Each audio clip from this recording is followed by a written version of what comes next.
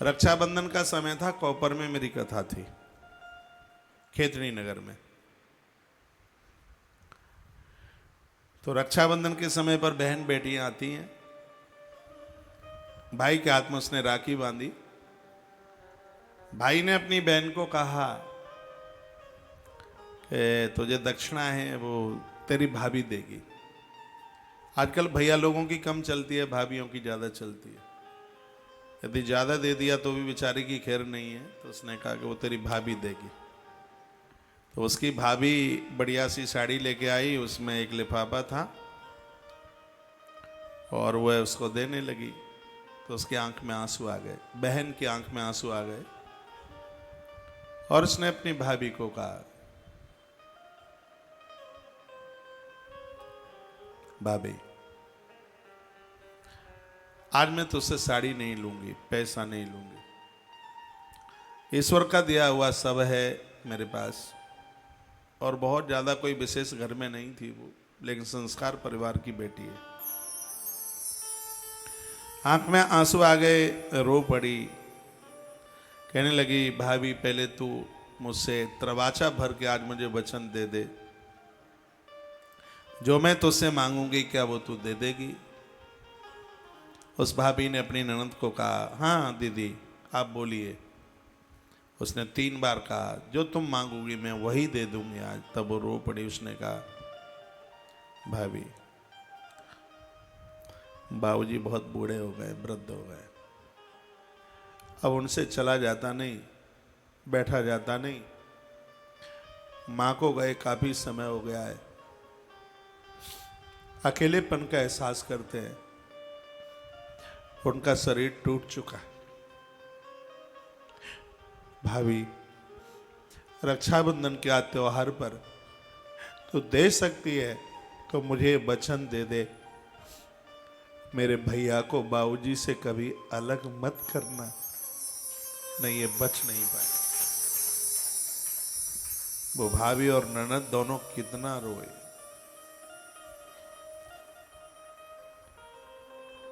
इतनी सी बात मैंने आपके बीच में कही है। बेटियां ससुराल में होती हैं, बहुत जिम्मेवारियां उनके ऊपर होती है। ऐसा कोई क्षण और पल नहीं निकलता है वो अपने माता पिता का ख्याल न रखे। मैं इस समय नवरात्रा में कुछ बात आपके बीच में बोल रहा हूं, तो सिर्फ बेटी को पूजन करके, आरती उतार के ही नवरात्रा पूरी नहीं हो जाएगी। बेटियों को बचाओ। आज बेटी है, कल वो बहू है, फिर वो माँ है। आज माँओं को वृद्धाश्रम में छोड़ दिया जाता है।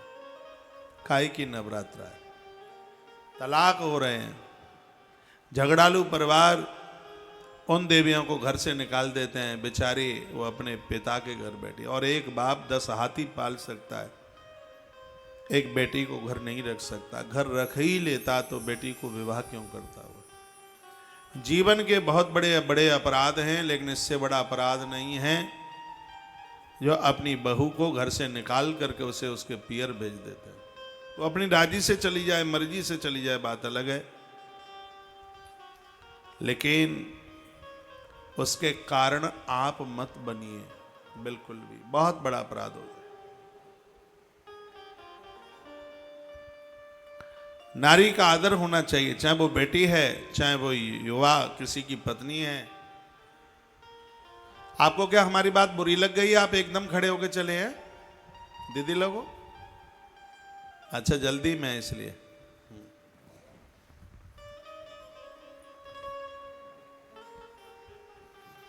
नारी का आदर हो। यत्र पूजन्ते नारी रमन्ते तत्र देवता। जहां नारी को आदर है, मान है, सम्मान है, वहां देवता वास करते हैं, वहां देवता आकर के विराजित हो जाता है। इसलिए नारी को आदर हो। कुमारीं पूजयत्वा तु ध्यात्वां देवी सुरेश्वरी।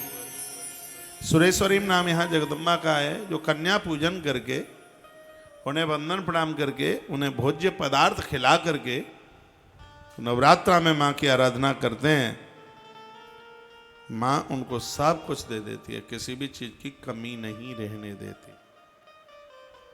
कन्याओं का आशीर्वाद लेते रहिए, इनकी कृपा में बड़ा प्रभाव।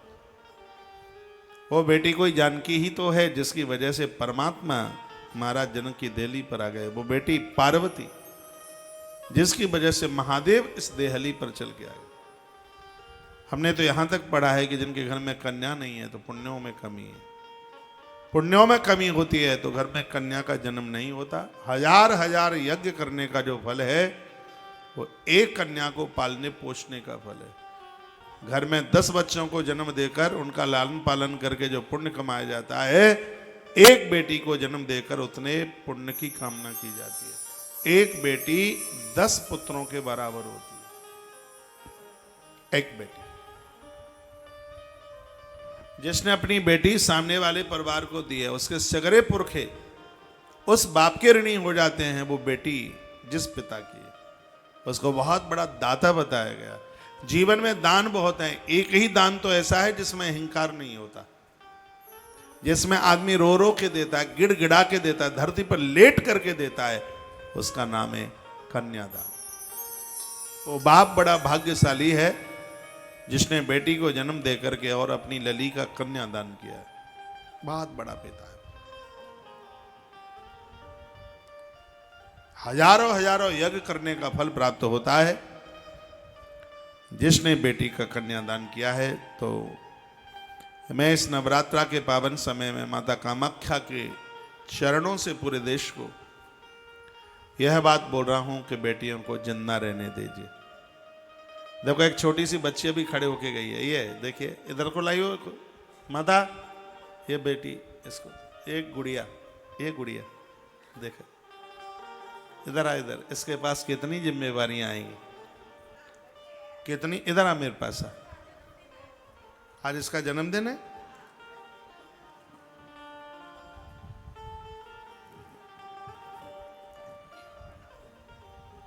पैसा दे, गुड़िया का जन्मदिन है।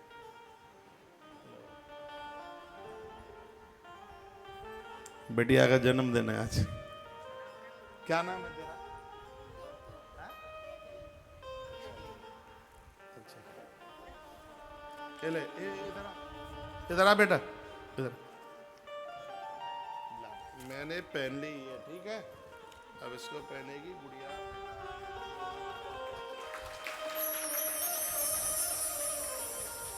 कुछ मिठाई दो।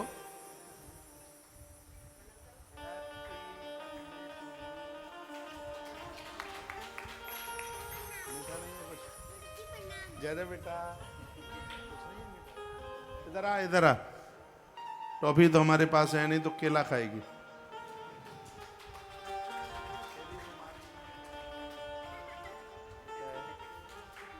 ठीक है, प्यारी गुड़िया, जय श्री राधे, जय जय।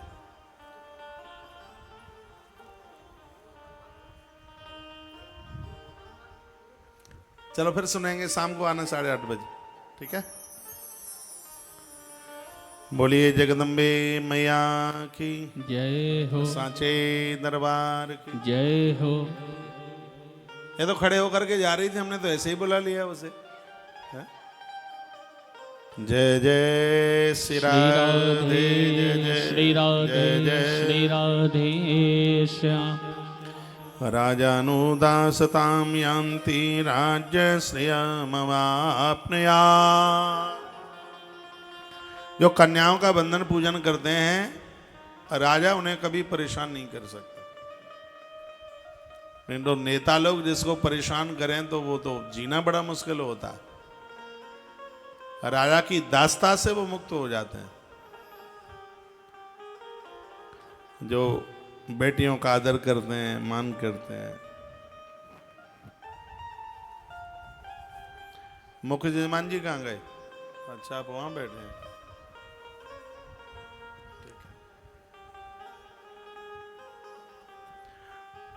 श्रीमद् देवी भागवत की कथा आप सुन रहे हैं, आनंद हो रहा है। मेरी भाषा, लैंग्वेज आपकी समझ में आ रही है? धन्यवाद। अपुत्रो लभते पुत्रम दरिद्रो धनवान भवेत। माता रानी अपुत्र को पुत्रवान बना देती है।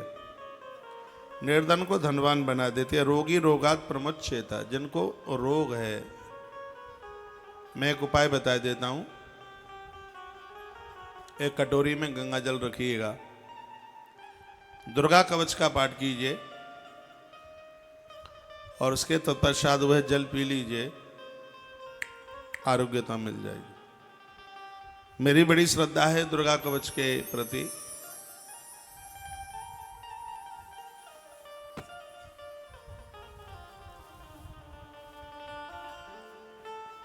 रोगी रोगात प्रमुच्येता, रोगी का रोग समाप्त हो जाएगा मां की कृपा से। पूजते यद गृहम नित्यम, जिनके घर में नित्य मां का पूजन होता है, मां जगदम्बा का मान होता है। इसमें दूसरी बात और सुन लीजिए, जिनके घरों में वृद्धों का आदर होता है, बूढ़ों का मान सम्मान होता है, तो उस घर में सिद्धिम लभते परम, उस घर में सिद्धियां चल के आ जाती हैं। सिद्धियां क्या है? कर्जा किसी का ना रहे। सिद्धि क्या है? घर में कोई दुर्गुण युक्त लोग ना रहे। सिद्धि क्या है? आप सकुन से जी रहे हो, यही सिद्धि है। तो जिस घर में वृद्धों का आदर है, मान है, तो मां उनके ऊपर बड़ी कृपा कर देती है। इसलिए मुझे सुनने वाले भक्तों, मेरी बहनें भी सुन रही हैं, आप सबको हम ये कहना चाहेंगे कि घर में वृद्धों का आदर मान सम्मान करना। मेरी बूढ़ी बूढ़ी माताओं, ये साक्षात भगवती का रूप है, लक्ष्मी का रूप है। साक्षात लक्ष्मी ही आई है आपके घर में, जो आपकी बहू है। उसको अपना मानिए, उसको लाड़ कीजिए, उसको दुलार कीजिए, उसको बेटा कह करके बोलिए। यह तुम्हारा बड़ा ख्याल करेगी। और इस गुवाहाटी की धरती पर होने वाली कथा में आप अपनी बहुओं को भी लाते रहें तो बड़ी फायदे में रहोगी। हाँ, और जो मेरी बहनें आ रही हैं, अपनी डोकरी को, अपनी सास माँ को लेके आए, तो तुम्हें सांस लेने में कठिनाई नहीं होगी। तालियां तो बजाना ही मत, क्योंकि नजर लग जाएगी आपको।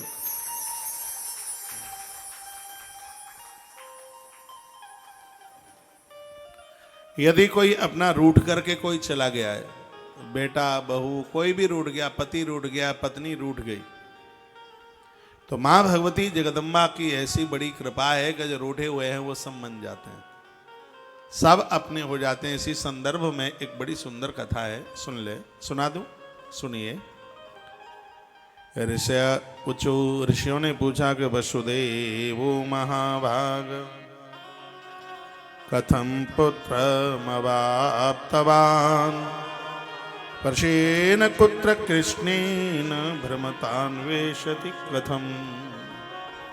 पूछा गया कि हमने ऐसा सुना था कि भगवान श्री कृष्ण एक बार घर से चले गए, उनका आता पता ही नहीं था।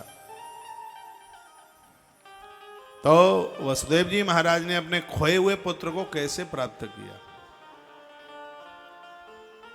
अपने बच्चों को घर से बाहर न जाने दिया करें, छोटे बच्चों को नहीं। देश में एक बहुत बड़ा गैंग चल रहा है, वो गाड़ियां लगाते हैं, बच्चों को उसमें भर लेते हैं और छूमंतर हो जाते हैं। ऐसे काफी वीडियो आती रहती हैं। बच्चों का, छोटे छोटे बच्चों को अकेले आप स्कूल भेज देते हैं, इतना सा टाइम निकालिए उनको छोड़ने वाला और उनको लाने वाला हो। भगवान का था पता नहीं था, कृष्ण खो गए, हल्ला हो गया सब जगह। विधिना केन कस्मात देवी भागवतम श्रुतम। ऋषियों ने कहा सूत जी महाराज को कि हमने ऐसा सुना है कि श्रीमद् देवी भागवत की कथा वसुदेव जी ने सुनी, तो खोए हुए भगवान श्री कृष्ण वापस आ गए। और यह कथा विस्तार पूर्वक माता रानी का महात्म्य आप सुना दें तो आपकी बड़ी कृपा हो जाएगी। यह कथा भागवत में भी है, लेकिन इसकी जो असली कथा है वो श्रीमद् देवी भागवत में ही है। सूत उवाच, सूत जी कहने लगे कि सत्राजित भोजवंशीय द्वारवत्याम सुखम बसन। एक सत्राजित नाम के यादव रहते थे श्री द्वारका जी में। भगवान सूर्य के ये परम भगत थे, बहुत बड़े उनके मित्र थे। सूर्यास आराधने युक्तो भक्तस्यः परमं सखा, ये भक्त भी थे और उनके मित्र भी थे, सखा भी थे। सूर्य भगवान को जल दिए बिना ये जल भी नहीं पीते थे। भगवान भास्कर की जो आराधना है वो 5 देवताओं में आती है। आप में से बहुत जन बैठे हैं जो कभी सूर्य भगवान को अर्घ नहीं देते, कभी भी सूर्य भगवान को जल नहीं देते। बंगाल की माटी पर जन्मे हुए, मिदनापुर की धरती को जिन्होंने पावन किया, पूज्य स्वामी विवेकानंद जी महाराज ने सूर्य आराधना के ऊपर बहुत बड़ा प्रचार किया। सूर्यदेव साधारण नहीं है, आवाज खोलिए, साक्षात बजरंगबली हनुमत लाल जी महाराज के गुरु जी हैं। 7 घोड़े जिनके रथ में जुते हुए हैं। ऐसे भास्कर को नित्य जल न देना, इसलिए तो बुद्धि गड़बड़ हो रही है। बुद्धि के देवता हैं सूर्य और मन के देवता हैं चंद्रमा। हमारे वेद में एक बड़ा सुंदर मंत्र है, चंद्रमा मनसो जात सूर्यो, चंद्रमा मनसो। आगे कैसे? चंद्रमा मनसो जातो सूर्यो अजायतः। सूर्य भगवान भास्कर, देखिए हमारे वेद के मंत्र बड़े अद्भुत हैं। वो कहते हैं ब्राह्मणों सम्मुख मां आसीद। ब्राह्मण, सुनिए मुझे पता है भैया, वो ब्राह्मणों सम्मुख मां आसीद। मैंने इसलिए पूछ लिया था कि आप संगीतकार हैं कि पंडित जी हैं, तो ठीक है, हाँ तो मुझे अब तो पता लग गया। तो ब्राह्मणों से मुख मां आसीद, ब्राह्मण भगवान का मुख है। बाहु उराजन्य है, वाजु भगवान की जो बाजू है वो छत्र है। ब्राह्मणों सम्मुख मासीद बाहु राजन्य कृता उरु तद वैश्य। यहाँ का जो हिस्सा है वणिक है, वैश्य है, और जो भगवान के चरण हैं वो कनिष्ठ वर्ण है। ये 4, ये इस धरती पर जो भी कुछ दिखाई दे रहा है वो सब भगवदीय सत्ता, ईश्वर के अलावा बिल्कुल भी कुछ भी नहीं। हमारे मन को चंद्रमा मजबूत कर रहा है। चंद्रमा मनसो जातक चक्षुः सूर्यो अजायतः श्रोत्रा द्वायश प्राणश मुखादग्नि। सूर्य भगवान को अर्घ देने से बुद्धि मजबूत होती है और महादेव का रुद्राभिषेक करने से मन मजबूत होता है, क्योंकि चंद्रमा महादेव के भाल के ऊपर।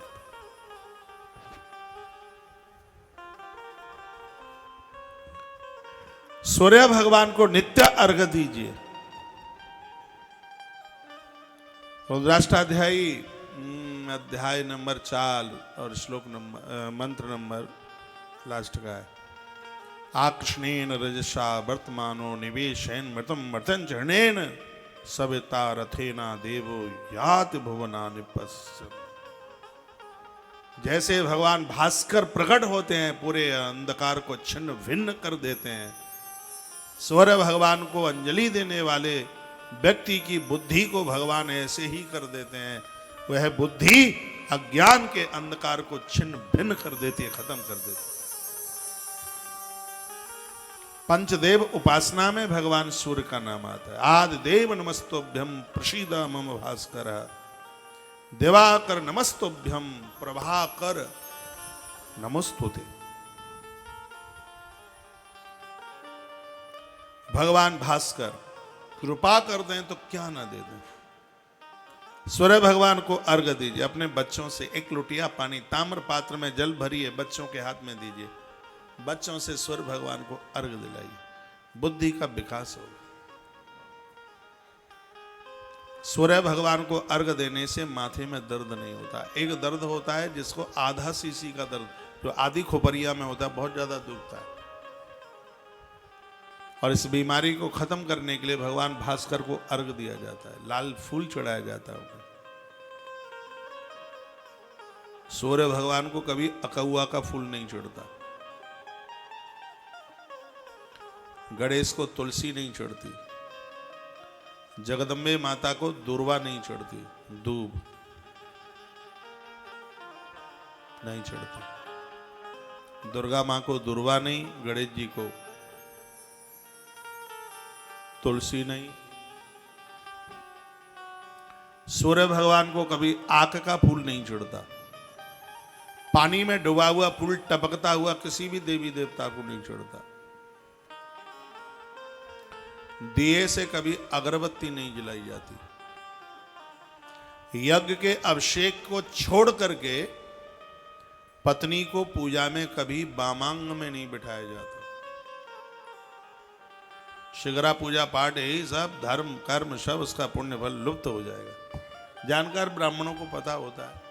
इसलिए पूजा के समय पर पत्नी का जो स्थान है वो दाहिना भागी होता है। यात्रा करते समय पत्नी बाईं तरफ बैठे, यह भारत की ही संस्कृति है। पति गाड़ी चलाता है तो वो दाहिनी तरफ होता है और पत्नी जहां बैठती है वो बाईं तरफ। विदेश में ऐसा नहीं होता, विदेश में स्टीयरिंग इधर होती है जिधर अपना कंडक्टर साइड में, इधर स्टीयरिंग होती है।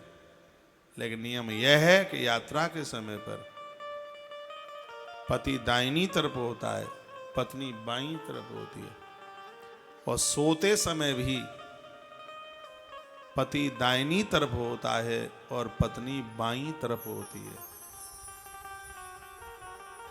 पूजा पाठ में धर्म कर्म में पत्नी दाहिनी तरफ होती है और पति बाईं तरफ होता है। पत्नी दाईं तरफ, आप सही बैठे हैं। एक यज्ञ के बाद में अभिषेक होता है, उस अभिषेक में पत्नी को वामांग में बिठाया जाता है। आचार्य ब्राह्मणों के द्वारा मंत्रोच्चारण होता है उसमें। कुछ चीजें बड़ी अद्भुत हैं, कभी भी जोत को फूंक मार करके मत बुझाइए।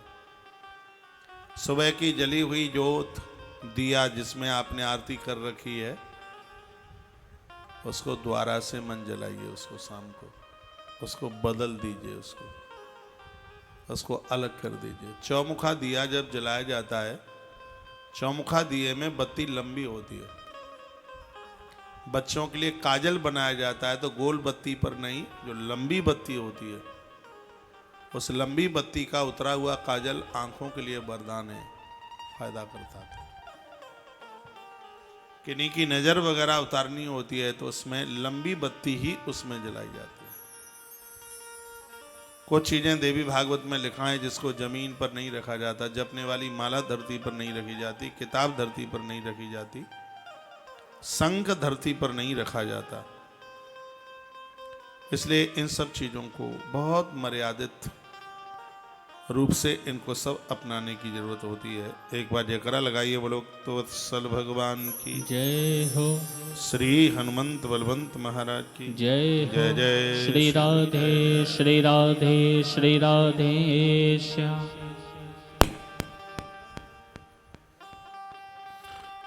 तो भगवान भास्कर को सत्राजित रोजाना अर्घ देते थे। सूर्य भगवान को जब अर्घ दें आप, चांदी का पात्र, पीतल का पात्र या ताम्र पात्र, अर्घ के लिए ताम्र पात्र बहुत बढ़िया है।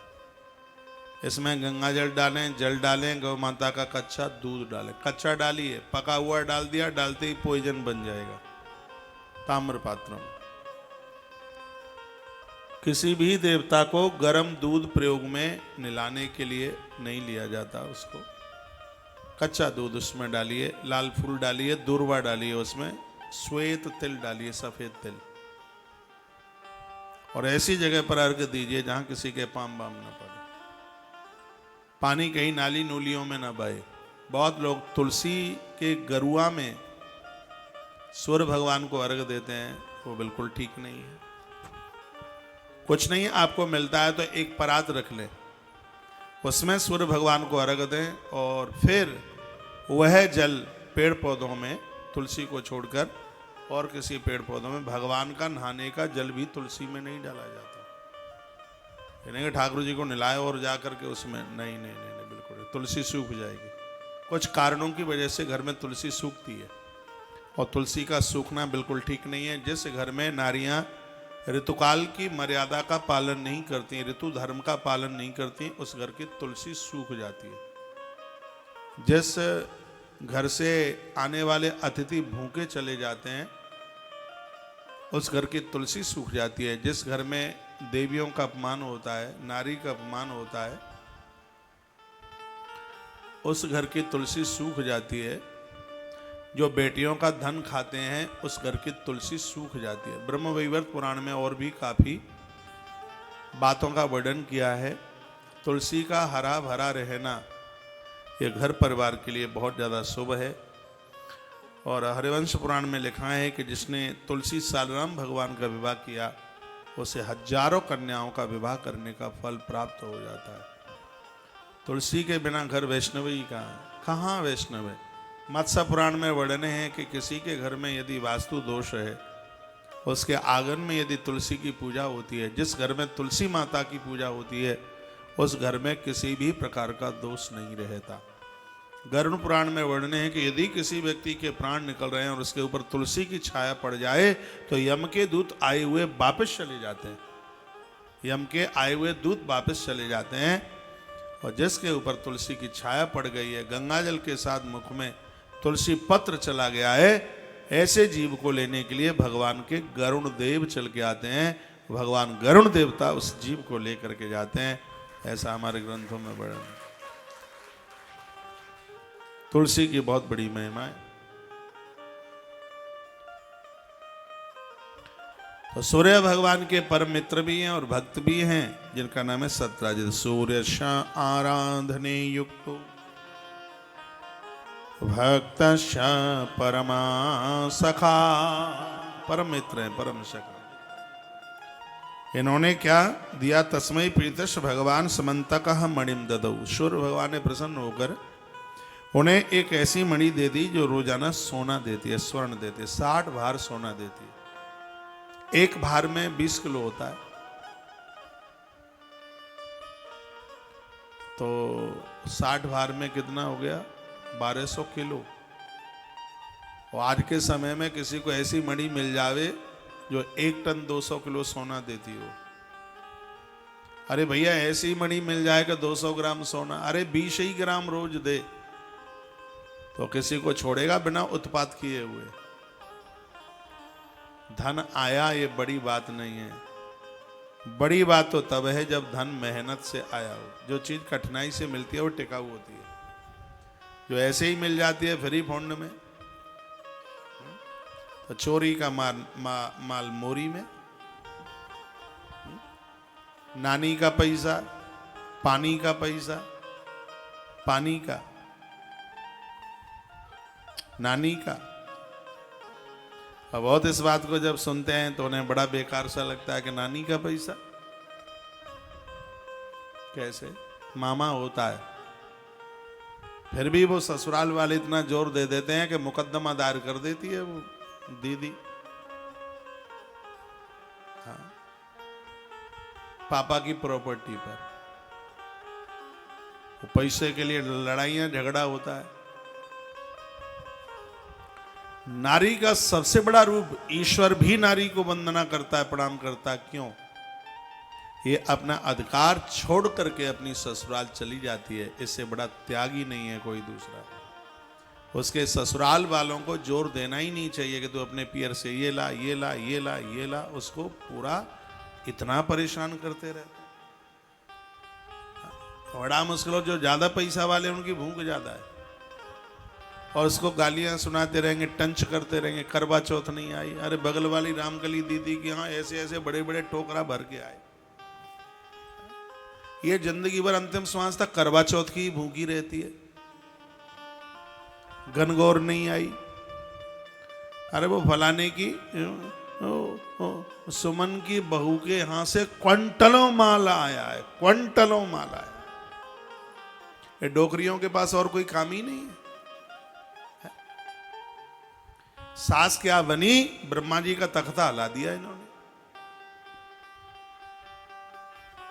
जो तुम्हारे भाग्य का है, बहुत कुछ मिला है और तुम्हें सबसे बड़ी अमानत मिल गई है। तुम्हारे घर में बहू आ गई है। जिसके लिए तो माता देवकी भी तरसती थी। माता देवकी ने एक दिन महात्मा गर्गाचार्य को पूछा था, यशोदा माता ने भी तो पूछा था नाम संस्कार के समय, वो भी पूछ रही थी। भागवत की बड़ी अद्भुत कथा। हमारा कलुआ है, जागो कछु व्याव व्याव कछु होगो के ना। महात्मा गर्गाचार्य जी ने मुस्कुरा करके कहा, मैया जाके तो इतने विवाह होंगे गिनती करने वाला भी थक जाएगा। मैया ने कहा, तो कहा दो तो नहीं होंगे। महात्मा जी ने कहा, तुम द्वय की बात करते हो, पूरे 16,108 होंगे। मैया ने कहा, बड़े बड़े झूठा मोह मिले, लेकिन ऐसा झूठा, ऐसी झूठ बोले हुए भाई ना मिलो। बाबा तू मोते वैसे ही दक्षिणा ले ले, तो दक्षिणा के कारण इतनी बड़ी झूठ, 16,108 कितनी बड़ी संख्या हुई। हमें अपने कलुआ के एक ब्याह की चिंता है, तू इतने ब्याह की बात कर।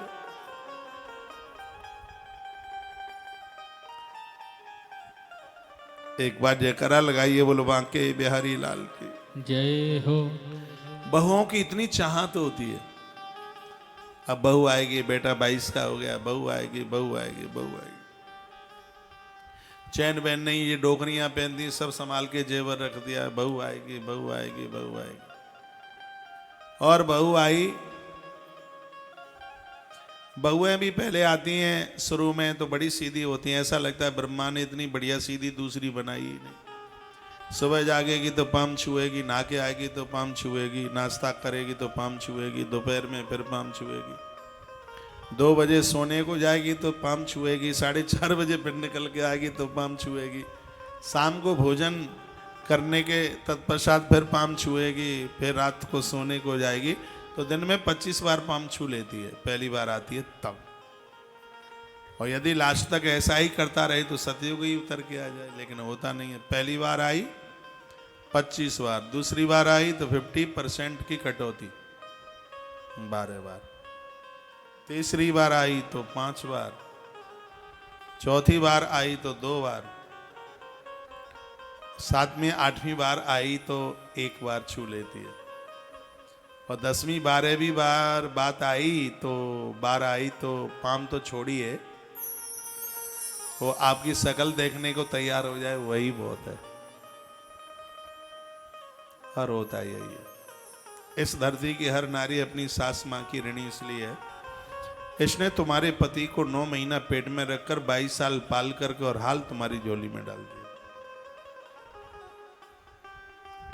दोनों एक दूसरे के पूरक बनिए। मुझसे सास बहुओं की कथा ज्यादा आती नहीं है, चैप्टर जो बोलता है तो थोड़ा सा मैं संदेश दे देता हूं, मुझे ज्यादा अनुभव नहीं है, आप सब अनुभवी बैठे हैं। हाँ। दोनों एक दूसरे के पूरक बनिए, तब ही जीवन जीने में आनंद आता है। एक मैसेज में लिखा है, महाराज जी आजकल 22 में कहाँ शादी हो रही है, तो फिर कितने में हो रही हैं? 35 में है। शादियां तो समय पर ही होनी चाहिए, टाइम पर। 25 के पहले पहले, चाहे बेटा हो चाहे बेटी, शादी हो जानी चाहिए। कन्यादान का फल कब मिलता है? हमारे ग्रंथों में आयु का वर्णन किया है।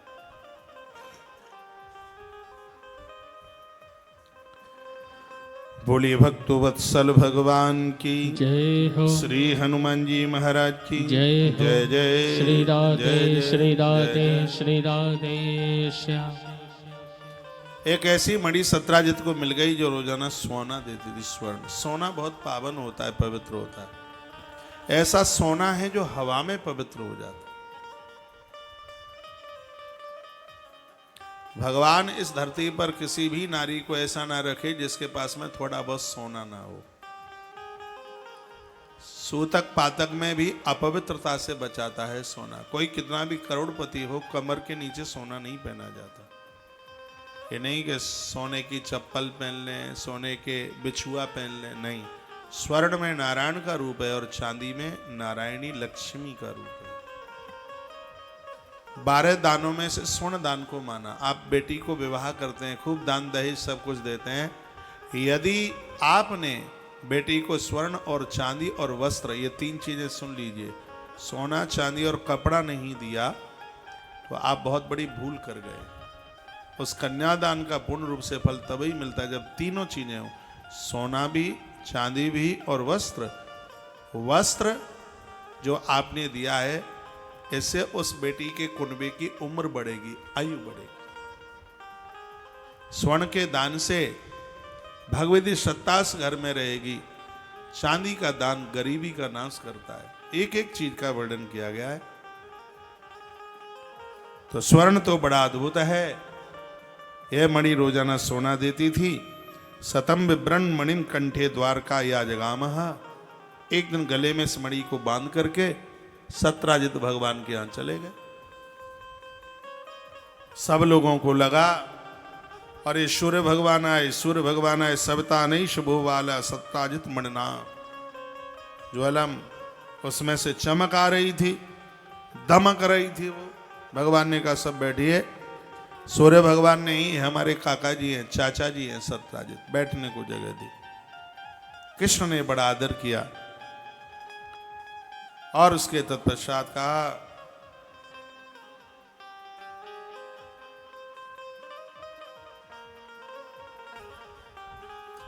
बोली भक्तु वत्सल भगवान की जय हो, सांचे दरबार की जय हो, गुवाहाटी वाली मैया की जय जय हो। जय श्री राधे, श्री राधे, श्री राधेश।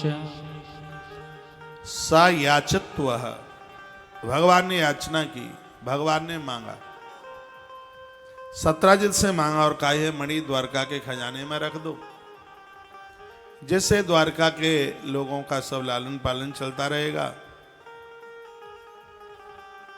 और आपका भी नाम होगा। आपने इतना अच्छा काम कर दिया। सत्राजित ने कृष्ण को कहा नहीं, ऐसा कभी नहीं होगा। और याद रखना, जो वस्तु भगवान के काम नहीं आई वही चीज हमारे प्राणों को लेने वाली हो जाती है। हमारे पास जो बढ़िया से बढ़िया चीज है वो ईश्वर के काम में पहले आ गई। आपके घर में अच्छी से अच्छी जो जगह है वहां भगवान को बैठाइए। भगवान या तो रसोई में, हिसार में मैं एक बहुत बड़ी फैमिली में चला गया, बहुत धनवान थे वो लोग। हिसार पड़ता है हरियाणा में, सुना होगा आपने। कई मंजिलों का भवन बना था, बहुत एकड़ों में था, बड़ा था काफी। तो लाला जी ने, सेठ जी ने सब कुछ दिखाया, ये देखो, ये देखो, ये देखो। 9 लाख रुपए हमने बाथरूम में लगाया, ये भी देख लो। 9 पेटी। तब तो हम जानते भी नहीं थे पेटी का, हम तो संदूक समझ रहे थे पेटी। हाँ, संदूक ही समझ रहे, तब की बात थी। आज तो लालाओं के संग रह रहे के अब आपकी भाषा भी सेठों की समझने लगे। तो हमने कहा ये सब कुछ दिखा दिया, अपना मंदिर भी दिखाओगे क्या? तो ले जा करके वो सेठ जी ने रसोई में खड़ा कर दिया। सो गोपाल जी बैठे थे एक छोटे से आले में, ऐसे छोटे से, और इतना छोटा सा आला था, रसोई में बैठे भगवान। रसोई बहुत बड़ी थी, आला इतना छोटा सा था जिसमें वो गोपाल जी बैठे। उनका सेठ जी आपने बाथरूम दिखाया, 9 लाख रुपया लगाया, आपने बेडरूम, ड्राइंग रूम सब कुछ दिखा दिया, आलीशान भवन दिखा दिया, और आपने रसोई में बैठे हुए भगवान को भी दिखा दिया। तुम्हारे घर में सबको जगह नहीं है, भगवान सबको जगह है, भगवान के लिए कोई अच्छा सा मंदिर नहीं आप बना पाए। और ठीक तो है, बढ़िया तो है, टाइम होता नहीं है भोग लगाने का। रसोई में बिठा दिया और कह दिया जब भूख लगे तभी पतीले का ढक्कन उठा के परोस के खा लेना। होशियारी देखो। अच्छा, घर की अच्छी से अच्छी जो जगह है वहां भगवान को बैठा।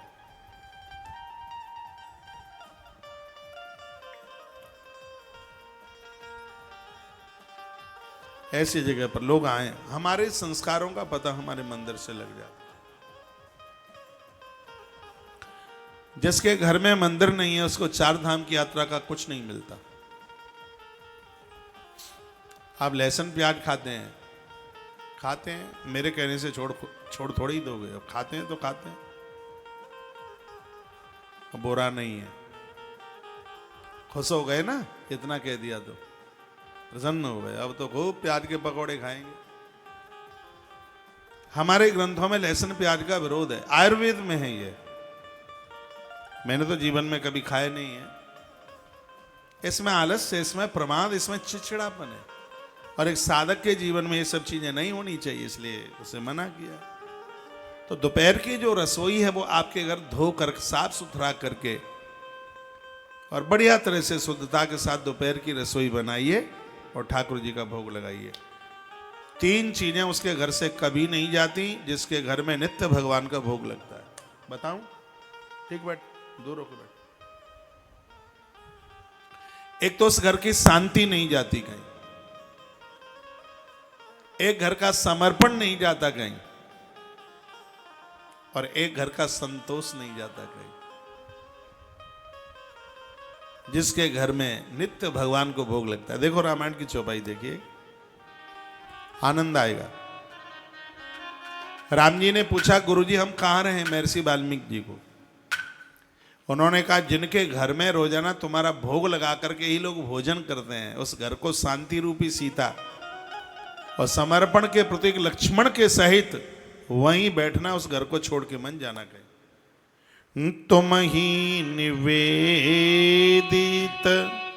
भोजन करहि, तुम ही निवेदित भोजन करहि, प्रभु प्रसाद पट भूषण धरहि।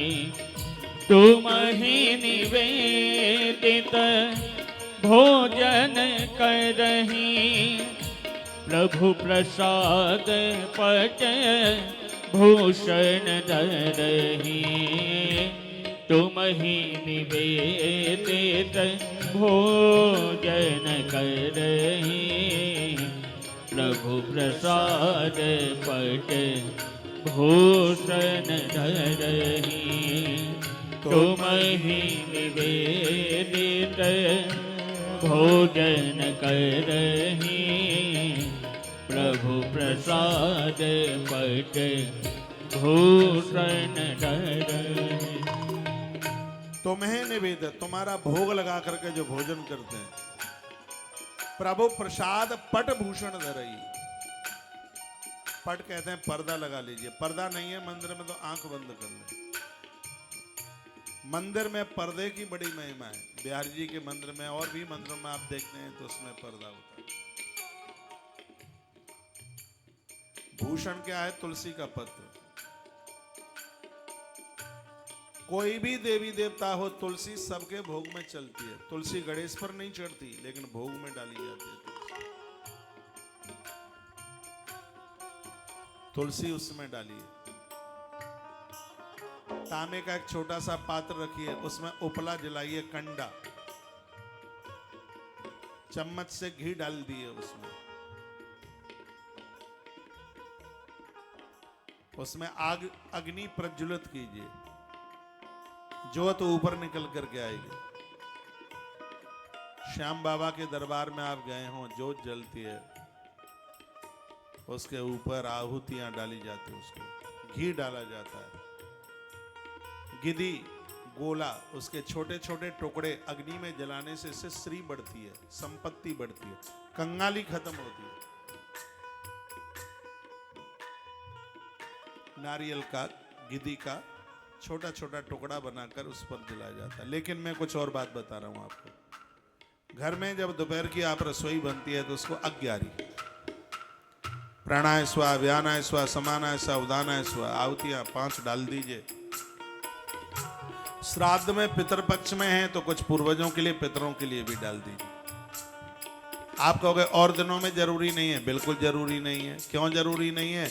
आपने श्राद्ध में जो अग्यारी की है, आहुति डाली है, उससे पुरखे 1 वर्ष तक तृप्त रहते हैं। जो आप जो श्राद्ध किए हैं, 16 दिन का जो श्राद्ध हुआ है, 1 वर्ष तक पुरखों को तृप्ति मिलती है उससे। 1 साल के लिए तृप्ति, वो तृप्त होते हैं।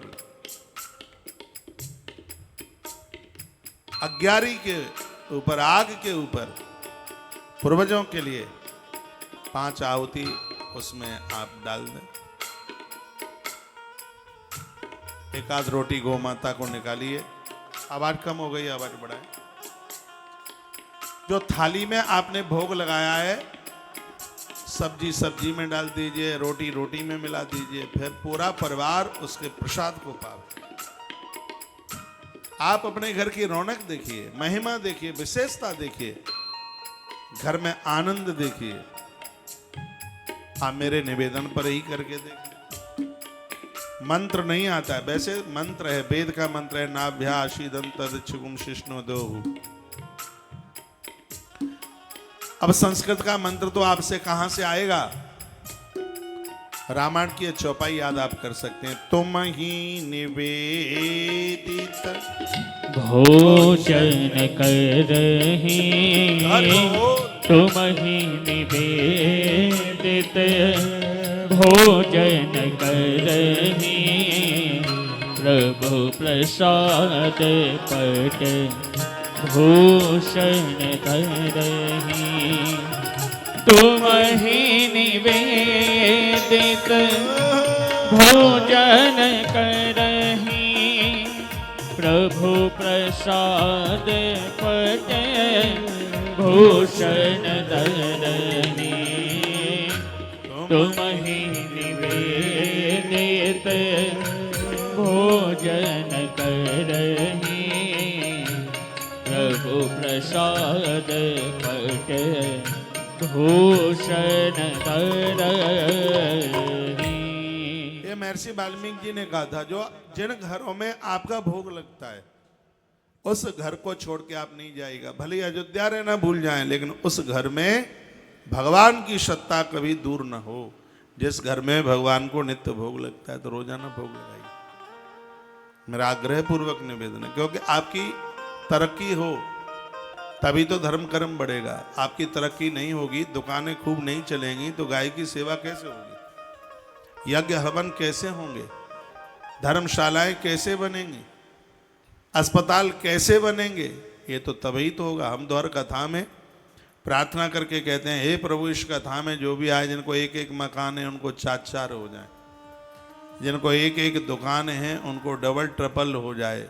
हे प्रभु इनकी इतनी तरक्की कर दो कि जब इनको जरूरत से ज्यादा पैसा बढ़े तो इनको लगे कि अब ये पैसा कहीं धर्म के काम में लगा दें। इनके अंदर से ऐसी आवाज, और भगवान हम लोगों की प्रार्थना सुन लेता है, क्योंकि सुबह से ही घंटारी बजाने में लगे रहते हैं रात्रि तक। इसके अलावा और हमारे पास में अब कुछ रहा ही नहीं है, बस उसको प्रार्थना ही करते रहते हैं। हे प्रभु यहाँ जितना भी भगत जगत जो भी जुड़ा है उन सबको आनंद कर दो। ये आपके भगत हैं, हम लोग तो डाकिया है, पोस्टमैन है। डाकिया जानते हैं आप? आज मैसेज पढ़ने में उतना आनंद नहीं आता उस समय जितनी की चिट्ठी पढ़ने में आनंद आता था। डाकिया आता था, साइकिल पर बैठकर, 2 डंडे की साइकिल होती थी उसकी, हम कहते चाचा चाचा चाचा चिट्ठी आई है, चिट्ठी चिट्ठी, इंतजार ही करते थे उसका। इतनी खुशी होती थी। अंतरदेशी आता था एक नीले रंग का पोस्ट कार्ड आता था, 25 पैसे का आता था उस समय। हो सकता है मुझसे ज़्यादा उम्र के बैठे हों उनके समय में और उससे भी कम का आता हो। 25 पैसे वाला तो हमने देखा, ऐसा आता था बिल्कुल न्यू, छोटा सा ही। महात्मा गांधी जी की फोटो होती थी एक तरफ उसमें। तो वो क्या करता था कि आपकी चिट्ठी दे देता आपको, और आपके बगल में कोई लेटर बॉक्स है, उसमें से वो इतना बड़ा डिब्बा सा होता लाल रंग का, उसमें ऐसे कट होता था, उसमें चिट्ठी चुट्ठा डालने, वो चाबी लेके आता, वो खोलता उसको पूरा इकट्ठा करके थैले में रख करके वो पोस्ट ऑफिस लेके चला जाता। ये काम हुआ करता था। साधु महात्मा लोग क्या करते हैं, परमात्मा की कृपा की चिट्ठी तो आपको दे देते हैं। आपके गृहस्थ के लेटर बॉक्स में जो आपकी फरियादें पड़ी हुई हैं, तो महात्मा लोग भगवान को प्रार्थना करते हैं, भगत आपका है, कैसे भी इसके ऊपर कृपा कर दो। हनुमान जी ने प्रार्थना करी ना, सुग्रीव आपका ही भगत है, इसके ऊपर कैसे ही कृपा कर दो। तो महापुरुष लोग तो प्रार्थना कर रहे हैं इस जगत के कल्याण के लिए, कोई दुखी न रहे। हे प्रभु ये सब आपके ही तो हैं, भगत आपके, इनके ऊपर कृपा कर दो आप। साधु तो अकेला आता नहीं है, भगवती सत्ता को लेकर के आता है, यह है उसका काम है। मैं बहुत आनंद पूर्वक निवेदन करूंगा। आज की कथा में बहुत जोर दे करके बात कह रहा हूं। अपने आप का परिवर्तन कीजिए। आपके घर जो भी लोग आते हैं उन्हें देखकर मुस्कुराइए, भगवान का भोग लगाइए, जिमाइए, घर में वृद्धों का ध्यान रखिए। अब कुछ समय के बाद सर्दी आ जाएगी। यहाँ तो ठंड ज़्यादा पड़ती नहीं होगी, पड़ती है? पड़ती है, थोड़ी बहुत पड़ती तो होगी। वृद्धों के लिए स्वेटर, रजाई, कंबल, ओढ़नी, ओढ़ना, जो भी कुछ लगता है उनका ध्यान रखिएगा। मम्मी पापा का भी जन्म महोत्सव मनाइए, मम्मी पापा की शादी की सालगिरह मनाइए और उस समय पर उनके लिए कुछ विशेष कीजिए, उनका ध्यान रखिए। और जिसके ऊपर माँ बाबूजी माता पिता प्रसन्न हैं, द्वितीया के चंद्रमा की तरह वह लोग बढ़ते हैं। हमारे ग्रंथों में जो बातें कही गई हैं इनको नकारा नहीं जा सकता। और मैं बड़ा बड़भागी हूं ऐसी जगह पर बैठ करके कथा कह रहा हूं जिसका नाम पूरे देश में चलता है, गुवाहाटी। मैं सिलीगुड़ी में कथा करने आया 2019 में। कुछ लोग यहां से भी गए थे, तो वहां के लोग कहते थे कि बहुत मारवाड़ी रहता है गुवाहाटी में, बहुत अच्छी जगह, बहुत बढ़िया, बहुत अच्छे लोग हैं। सुन करके तो बड़ा अच्छा। मैं आपको खजूर के पेड़ पे नहीं चढ़ा रहा हूं, आप ये सोचें मुझे आपसे स्वार्थ क्या है, सो मैं आपकी झूठी बड़ाई करूंगा। रिश्तेदारी मुझे नहीं जोड़नी है, हाँ, कर्जा लेने के लिए मुझे नहीं आना है, झूठी काय को मैं बड़ाई करूंगा। और सत्य तो यही है, आप भाग्यशाली तो हैं, ये भाग्य नहीं है, आप कामाख्या माता के दरबार में आप बैठे हैं, जहां संपूर्ण ब्रह्मा जी माँ को मार्कंडेय पुराण सुनाने आते हैं, माता कामाख्या देवी को विधाता ब्रह्मा जी, देवराज इंद्र स्तुति करते हैं। कामाख्या के दरबार में आरती होती है तो सगरे देवता खड़े हो जाते हैं। ये साधारण जगह नहीं है, माता की बहुत पीठें हैं, लेकिन ये पीठ बड़ी अद्भुत है। तो कामाख्या देवी का दर्शन कर लेता है, उसके ऊपर टोना टोटका प्रभाव नहीं दिखाता, उसके बाद चौकी चौकी और ये जो उल्टा पुल्टा करते रहते हैं कुछ भी प्रभाव नहीं होता उसमें। कबूतर वाले को हम पूछ रहे थे, तो हमें कबूतर दे रहा है उड़ाने के लिए, इसका कुछ प्रभाव है? तूने कुछ सुना हो ये क्यों छोड़ा जाता है, क्यों उड़ाया जाता है? वो भी बोलता है बाबा, जो माता को कबूतर छोड़ता है, माँ के लिए कबूतर इस दरबार में जो छोड़ता है उसके ऊपर किसी का जादू टोना टोटका प्रभाव नहीं करता। ये तो वो भी आदमी समझ रहा था इस बात। ये देहली बहुत अद्भुत है। मैं बड़ा भाग्यशाली हूं, बहुत भाग्य। नवरात्रा के समय पर, पावन समय पर, और हम ऐसी जगह बैठे हैं रोज मां को दर्शन हो रहा है, नित्य उसके दरबार में पहुंच रहे हैं, उसके भवन में रोज परिक्रमा हो रही, क्या आनंद हो रहा है। तो कुछ बातें उसकी देहली पर बैठ करके उसको सुना करके आ जाते हैं।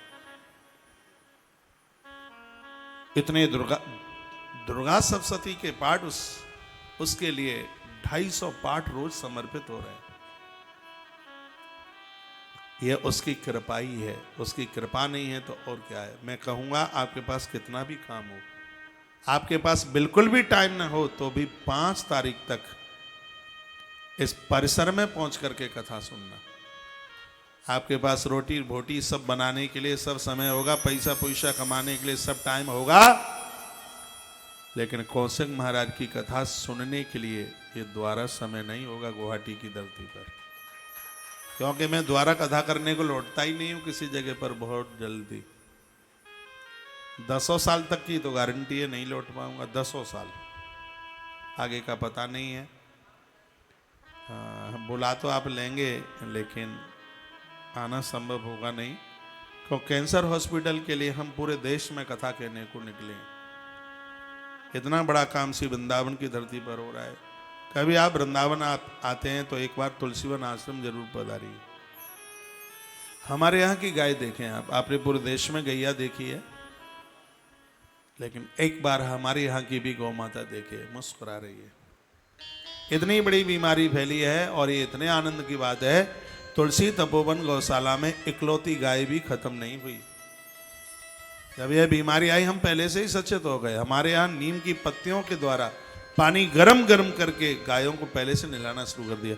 हमारे यहाँ सर्दियों में गौ माता हीटर का प्रयोग, रजाइयों का प्रयोग, नीचे गद्दे पर सोती है। घरों में इतनी साफ सफाई नहीं जितना कि यहाँ गौ माता के सदन में जितनी साफ सफाई होती है। सब बनावटी बात नहीं है। इधर टेलीविजन पर ये इधर स्क्रीन लगी हुई है, ये सब तुलसी वन आश्रम का गोवंश है और उन्हीं की कृपा से ये सब आनंद हो रहा है। आप कभी पूर्व में 21,000 रुपए के इसके सदस्य बने हैं, मेंबर बने हैं, तो उसकी अक्षय व्रती सेवा का कार्ड ले लीजिए। हमारे यहाँ पूरा सिस्टम लगा हुआ है। पहले आपने जमा किया है तो उसका कार्ड, अक्षय व्रती सेवा कार्ड तत्काल मिलता है।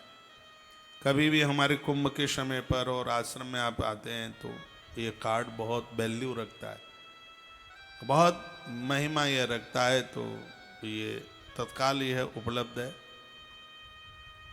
और जो इस आयोजन में अपनी सेवा कर रहे हैं तो यहाँ से रसीद जरूर लें, क्योंकि तुलसी वन आश्रम बिना रसीद के कोई भी डोनेशन लेता नहीं है। आप सीधे अकाउंट में डाल रहे हैं तो 1000% आपकी सेवा में अच्छे काम में लग गया, लेकिन हम लोग कैश बिना रसीद के लेते नहीं हैं। यहाँ की व्यवस्थाएं बहुत कुछ अद्भुत है। तो मैं धन्यवाद करना चाहूँगा कि जब मैं इधर कथा में आ रहा था तो माता जी ने 29,000 रुपया हमारे हाथ में पकड़ा दिया अक्षय व्रती सेवा के लिए। और तमाम आनंद की बात तो तब थी जब उन्होंने कहा महाराज जी हमारे नाम का उच्चारण ना हो।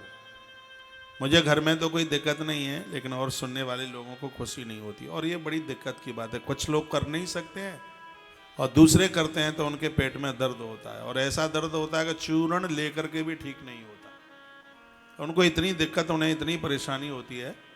हमारे ग्रंथ तो ये कहते हैं कि यदि कोई सहयोग कर रहा है तो उसे कहिए तन से और मन से, आ पड़े तो धन से, दीदी हम तुम्हारे संग हैं, आप काहे की चिंता करते हो। तीर्थ करने से तीर्थ कराने का महत्व तो ज़्यादा है। आप खुद कीजिए और अपनों से कराइए। अभी मैं गया जी में एक बात बोल करके गया हूँ, और वायु पुराण की बात थी जिसने मेरा हृदय छू लिया। उसमें वर्णन यह था कि आप जो भी दान पुण्य सहयोग करते हैं ये कहीं नहीं जाता, फिर परमात्मा के यहाँ ये आपके खाते में जमा हो रहा है। जब दोबारा आप जन्म लेंगे तो कई गुना हो करके वो आपको ही मिलने वाला है, वो कहीं नहीं जाता। अगले जन्म में हमें मिल जाए तो यहाँ जमा किया वो तो मिलेगा नहीं, लेकिन जो धर्म और सदकर्म में खर्च किया है वह पूरा का पूरा कई गुना होकर के आपके लिए ही वापस आना है।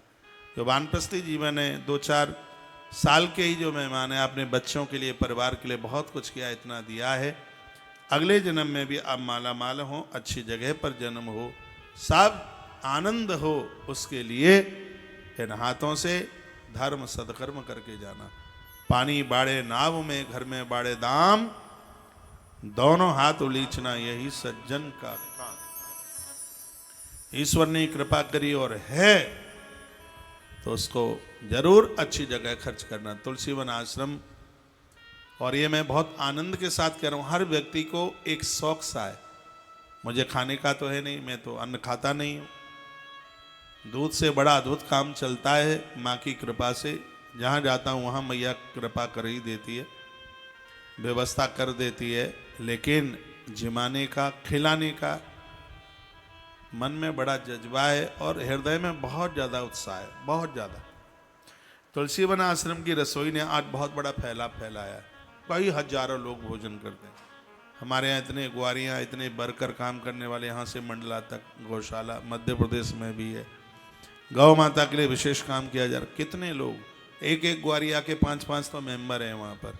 सबका भोजन, गाड़ियाँ बाहर लेकर के जाती हैं भोजन, गाड़ियाँ लोड कर दी गई, अस्पताल के सामने खड़ा कर दिया उन्हें।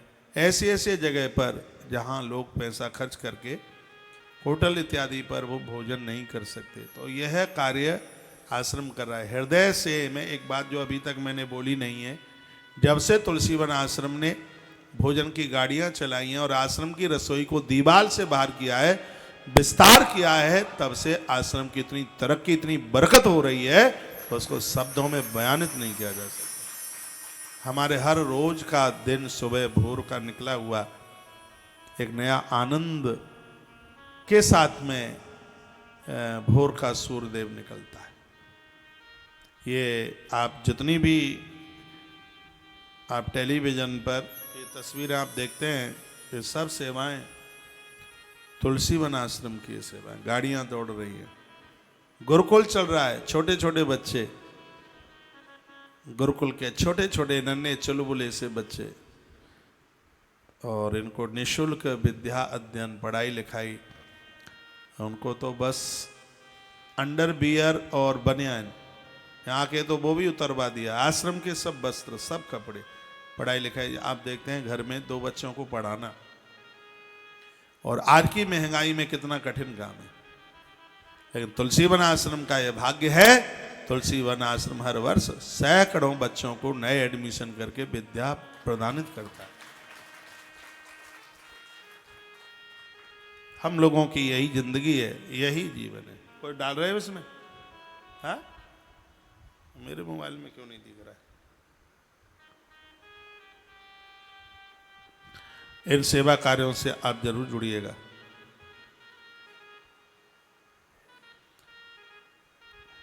और यह पूरा का पूरा आयोजन कैंसर हॉस्पिटल के लिए सीधाम वृंदावन की धरती पर एक बहुत बड़ी व्यवस्था के साथ इस हॉस्पिटल का निर्माण होने के लिए जा रहा है। अभी शुरू नहीं किया है, क्योंकि टका थोड़ा हाथ में आवे तब यह शुरू किया जाए, क्योंकि इसमें जमीन वमीन छोड़ छाड़ करके 125 करोड़ रुपए की लागत में इसको आरंभ किया जा रहा है। इतना तो चाहिए इसको बनाने के लिए, फिर उसकी मशीनें, बहुत इसमें काम है। लेकिन भगवान की प्रेरणा से ये संकल्प हुआ है और पूरा देश हमारे साथ में खड़ा हुआ है, इसलिए भगवान की कृपा से बन जाए। कल रात्रि को घनश्याम बाबा जो बाहर कार्यालय में बैठे हुए हैं, मेरा स्टाफ बहुत अच्छा है और बहुत मजबूत है। बाबा घनश्याम दास जी ने मुझे एक सुझाव दिया और कहा, ये आप टीवी पर देख रहे हैं, ये गुरुकुल के बच्चे हैं, हर वर्ष इनका जनेऊ कराया जाता है, ये वेद पढ़ते हैं, ये उधर टीवी में आ रहा है। तो ये उन्हीं की ये तस्वीरें आप इसमें ये देख रहे हैं। हर प्रकार से अपनी संस्कृति को, सनातन को, वेद को आगे के लिए बढ़ाने में लगे हुए। हाँ, तो मैं निवेदन कर रहा था, घनश्याम बाबा वहाँ बोल रहे थे, कहते हैं महाराज जी, जिस तरीके से आपने भक्तों से 3100 रुपये का सहयोग लेकर इतनी बड़ी गौशाला की जमीन और उसका निर्माण, हमने भक्तों से 3100 रुपया लिया था, अनाउंस किया था मैंने 2017 में। उस समय किया था जब, माता जी आप थोड़ा सा और बैठ जाएं, मेरी बात पूरी हो जाने दीजिए, बीच में से ऐसे जाते नहीं, बैठ जाए। मुझे पता है आप बहुत व्यस्त हैं, लेकिन मैं भी बहुत व्यस्त हूँ, मैं भी खाली नहीं हूँ, थोड़ा बैठिए आप। 3100 रुपये का सहयोग लेकर के आज तुलसी तपोवन गौशाला 210 बीघा में है। और ऐसा नहीं है किसी ने 10, 20, 50 बीघा जमीन दे दी हो, 1-1 इंच जमीन खरीदी गई। मंडला की धरती पर इतनी बड़ी गौशाला, टोटली जमीन खरीदी गई। 1 इंच भी जमीन ऐसी नहीं है जो कोई हेरा फेरी की हो, नहीं, पूरी गौ माता के नाम रजिस्ट्रियां हुई हैं जमीन की। क्या सहयोग लिया? 3100 रुपया। देश बहुत बड़ा है, और काम जब ईमान से होता है तो पूरी प्रकृति अपने कपाट खोल देती है। 2017 में जमीन खरीदी, मेरे गुरुजी महाराज के द्वारा 2019 के 15 मार्च में उसका उद्घाटन कर दिया। पहले चरण का निर्माण हुआ, और वह निर्माण रुकने वाला नहीं है। और भगवान की कृपा से इस गौशाला में बहुत जल्दी 1 लाख गाय और 25,000 नंदी होंगे। काम करने का एक उत्साह है, दिन को दिन, रात को रात नहीं कही जा रही है, और इतना आनंद हो रहा है। उन्हीं संकल्पों में से और भी कुछ संकल्प हैं। एक बेटियों के लिए जमीन की व्यवस्था की है। ऐसी वो बेटियां जिनके माता पिता के पास धन नहीं है, तो पढ़ने में अपना मन मार करके रह जाती हैं। यहाँ कोई भी लड़का नहीं होगा इसमें पढ़ने वाला, सिर्फ बेटियां ही होंगी, पूरा स्टाफ, और वह देवियों का ही होगा पूरा। वो एक ऐसा सिस्टम है, उसको आने वाले समय में एक एक करके इन कामों को पूरा करते चलें, इस समय एक हम बाल बच्चों के लिए भी भगवत कृपा से एक आश्रम बना रहे हैं। फुटपाथों पर पड़े हुए बच्चे बेसहारा, माता पिता इस कोरोना काल में चले गए, इतने बच्चे अनाथ हो गए, उनके लिए भी एक बाल संस्कार आश्रम, और इन सब कार्यों में लगे हुए हैं और काम चल रहा है बहुत जोरों से। आपसे 1 रुपया लेते हैं तो तत्काल 1 रुपये को इन सेवा कार्यों में खर्च करते हुए आपको तो मेरी व्यासपीठ की ताली बजानी चाहिए। आज यह व्यासपीठ हजारों हजारों लोगों के लिए एक जीवन बनी हुई है। तो यहाँ के स्थानीय लोगों को मैं कहूँगा कि ईश्वर ने आपको आपकी ज़रूरत से ज़्यादा दिया है, तो इसके निर्माण में हम 5100 रुपया ले रहे हैं, 5100 रुपया कैंसर हॉस्पिटल के लिए, और इसमें 21,000 रुपये का सहयोग है, उसकी तो पूरी नामावली लिखी जाएगी।